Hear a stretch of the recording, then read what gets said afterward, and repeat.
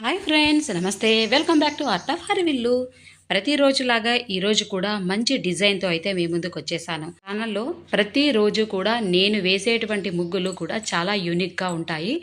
నేను స్వంతంగా ఆలోచించి ఈ ముగ్గులనైతే ప్రిపేర్ చేస్తూ వేస్తూ ఉంటానన్నమాట.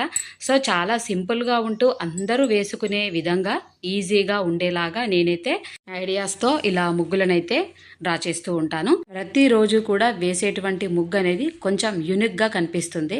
ఎందుకంటే ఇవన్నీ కూడా నేను ఓన్గా ఆలోచిస్తూ ముగ్గులను వేస్తూ ఉంటాను.